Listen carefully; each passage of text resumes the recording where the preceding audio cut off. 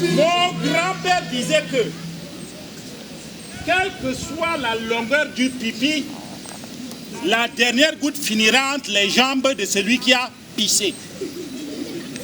Le chien a dit que ça est en Soma Sanoji. Kaka galke, nadum gal akala lubia nagda. Mati fati shabayit, adabi kashim douane au tukurba.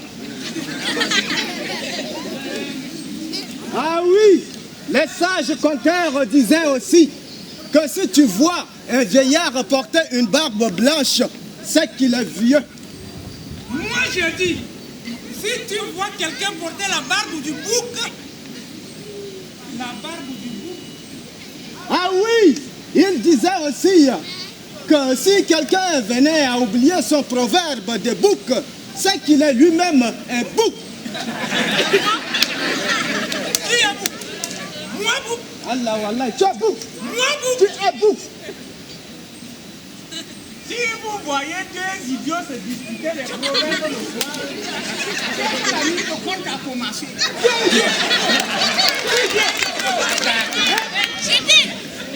Il y avait de cela très très longtemps. Si bien longtemps, à une époque très lointaine, que personne d'entre nous ici ne peut compter le nombre de lunes qui se sont passées sans cette histoire que je vais vous raconter, c'est de En ce temps-là, les hommes sur terre avaient mangé le fruit de l'arbre défendu et ils avaient connaissance du mal. La méchanceté et la violence avaient rempli la terre. Dieu observa la terre et il constata que la terre était corrompue. Et alors, l'être suprême décida de détruire la terre par le feu. Mais à l'exception d'une tribu, la tribu d'Alifa.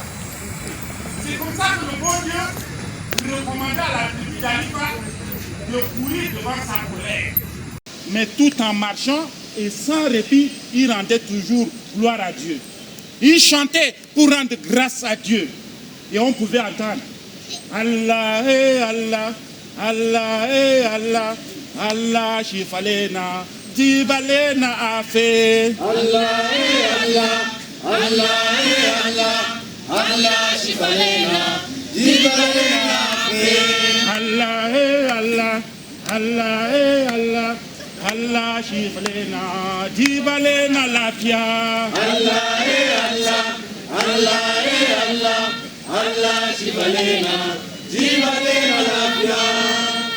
Et cette tribu continuait sa marche. Et je vous assure, même les montagnes, les hautes collines, en écoutant cette chanson, entraient sous la terre pour faire du passage à la tribu d'Alifa. Allah et Allah, Allah et Allah, Allah shiflena, dibalena afe. Allah et Allah, Allah et Allah. Et même les mers et les fleuves, à l'approche de cette tribu, écartaient leurs eaux tumultueuses pour laisser passer la tribu d'Alifa à pied sec. Mais la tribu d'Alifa continuait toujours à chanter, à rendre gloire à Dieu. Allah et Allah, Allah et Allah, Allah shifalena, dibalena afe. Allah et Allah, Allah et Allah. Allah shifalena, dibalena afe. Et quand ils avançaient, derrière eux, c'était une pluie de feu qui tombait du ciel et qui consumait tout par derrière.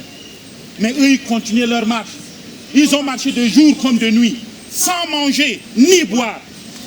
Puis, un soir, ils sont arrivés devant un lac, un grand lac qui avait presque la dimension d'une mer. Et là, ils se sont arrêtés. Et aussitôt, le feu a cessé de tomber du ciel. Et même le ciel n'avait plus grondé. Ils avaient pris du repos. Mais au crépuscule, ils ont assisté à un spectacle merveilleux.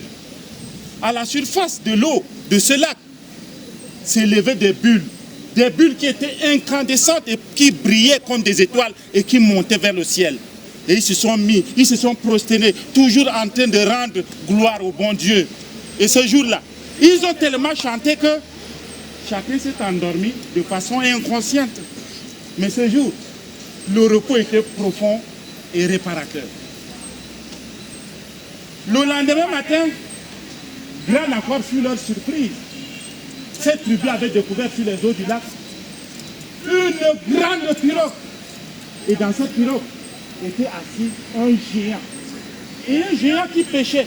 Et il n'avait que pour seul outil de pêche ses mains. Et ils étaient surpris de voir ce géant. Et tout de suite, ils se sont mis toujours à adorer le ciel pour ce merveille qu'ils viennent de voir. Mais quand le géant s'est rendu compte que sur l'autre rive, il y avait des petits hommes qui l'observaient, le géant plongeait sa main dans l'eau, il a attrapé un gros poisson qu'il a expédié comme si c'était un enfant qui s'amusait à envoyer seulement un jet de pierre de l'autre côté de la rive. Il a envoyé le poisson allait se tomber devant la tribu d'Alifa.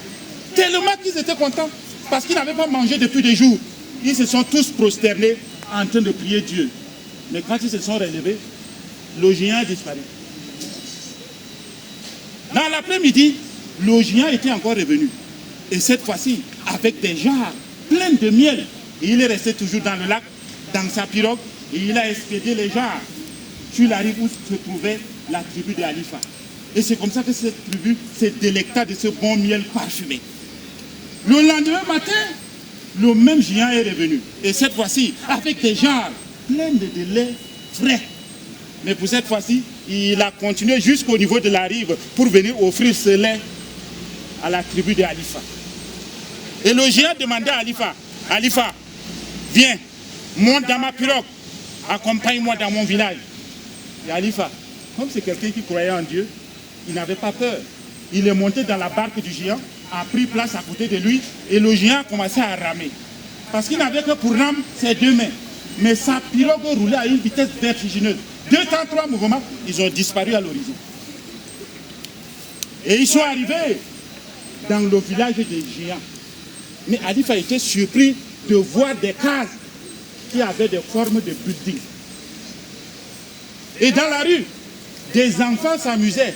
Mais ces enfants des géants avaient la taille des palmiers dattiers. Ils s'amusaient avec des lions, des rhinocéros, des hippopotames et même certains êtres dont on ne connaît même pas le nom. Alifa fut bien accueilli par ces géants.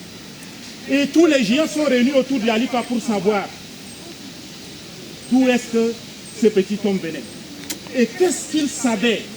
Où est-ce qu'il allait? Mais Alifa leur raconta juste l'histoire de sa tribu et il s'est mis à rendre grâce à Dieu.